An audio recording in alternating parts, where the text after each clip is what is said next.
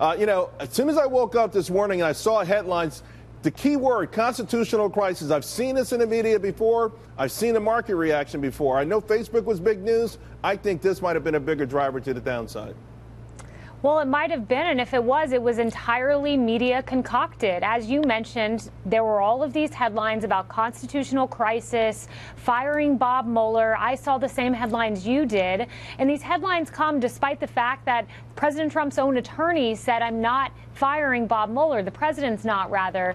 And the president's allowed to state the obvious. He's allowed to state that Bob Mueller has hired a bunch of Democrats. That fact did not move the market. The fact moving the market is the media concocting a crisis where there is none. David, two Davids, and both with purple ties. It's going to be real confusing, this segment. David B. Listen, there's a lot of factors that move the market, but to me, that's the one thing everyone's really concerned about. And of course, President Trump, with the tweets, adds fodder to this, and the media takes it and runs with it. You're right. It's sort of overall potpourri of uncertainty.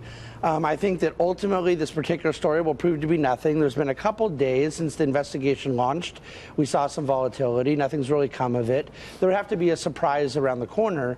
But the idea that the media sort of provokes something out of nowhere, well, geez, where have they ever done that before, right? I mean, I think the sensationalism is baked in. However, I will say this, Charles, there is uncertainty that's legitimate in the market around this trade policy stuff. There needs to be better resolution. The appointment of my dear friend Larry Kudlow was the best news the market's had around that front, but we're still kind of waiting to see how these policies are going to play out. Well, I'm going to get back to you on that because about 10 minutes ago, the Washington Post had a story on tariffs that you'll be interested in, but I do want to get back to how the market opened because Facebook was obviously under a lot of pressure, but we saw a lot of groups. I mean, every sector was in the red today, including safe sectors like real estate and utilities, David Nelson. So, for me, I think, again, I know when we've seen this term, constitutional crisis, it's had a heavy impact on the market. Obviously, if it were ever true, it would be the kind of thing that could knock the market, the rally off the rails. Unfortunately, everything is just breaking news. You see those banner headlines, and the media tries to, exasperate that. But look, in the end, this special investigation, they have a mind of their own, and it keeps on going, and it hangs like a wet blanket over this market. For investors out there, I don't care which side of the political aisle you live on.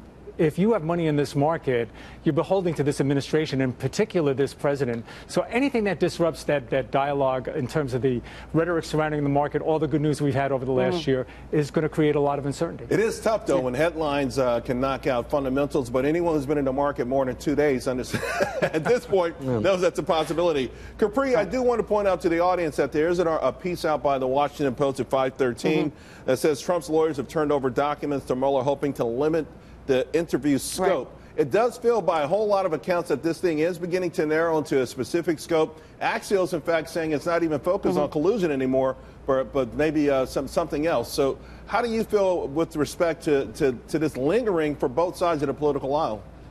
Well, I actually did just see that Washington Post coverage as I was waiting to go on air with you here.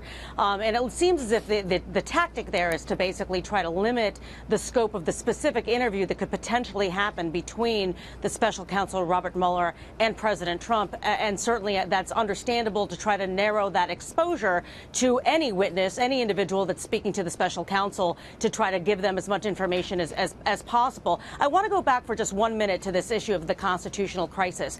There's no question that the media has amplified it, but they are covering what certain members of Congress have actually said in regards to the possibility of President Trump terminating Robert Mueller or somehow impeding the investigation that has been happening in the special counsel. So, you're hearing, folks like Lindsey Graham and Bob Corker and even, folks like Orrin Hatch. While Orrin Hatch didn't actually use the words constitutional crisis, a number of these Republicans, not just Democrats, but Republicans, have utilized the words constitutional crisis, and then the media has run with that, which I do think has had an amplified impact on the markets, along with the Cambridge Analytica issue. I mean, Kayleigh, there's a point to that. There are a lot of Republicans who are saying, hey, this is a tough thing. Some on the record over on the talk shows on Sunday, some since then saying, President Trump shouldn't lash out at Mueller, let this whole thing run its course. And certainly firing of Robert Mueller would be a devastating thing. Although we do, I think it's generally acknowledged that McCabe was fired by AG Sessions,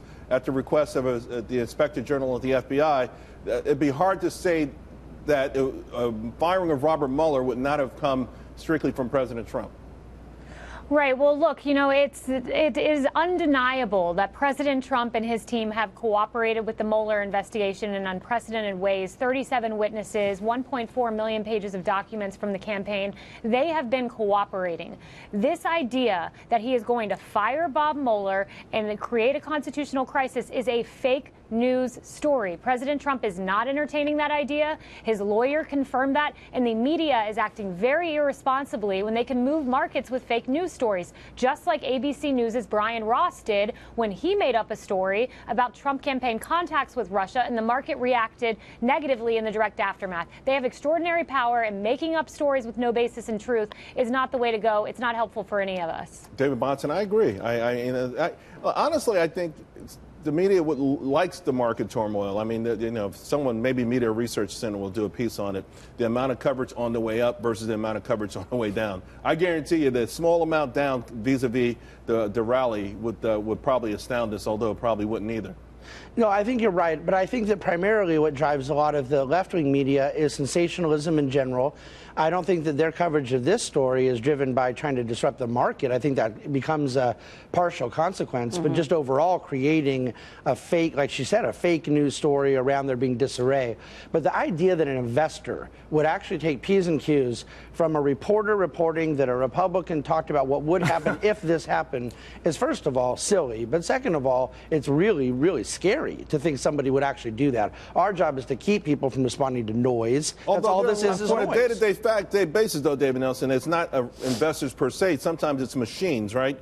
I mean, it doesn't have to... Machines are reading the tape just like you or I. Right. So it doesn't have to be investors, but we know emotions can move the market. Unless you believe in an efficient market that every single day the price of a stock in the market is where it's supposed to be. I don't subscribe to that. I do think on a day-to-day basis, emotions can override fundamentals. It's true, but in the end, stocks follow earnings, and it may take a while, but eventually we'll come back to that. And unfortunately, for a special investigation like this, we see they're investigating people. Right. They've lost the original mandate they were set out for in the first place. David, a $60 billion tariff on China by the end of the week, would think that'd be devastating for the market? It all depends on the details, just like we saw before with steel and aluminum. We have to unpack it all more. I'm optimistic that cooler heads are going to prevail. Some things are going to get done. He needs to keep showing he's trying to deal with things that need to be dealt with. Right. But I don't think they're going to go the whole distance. All right. Thank you all very, very much.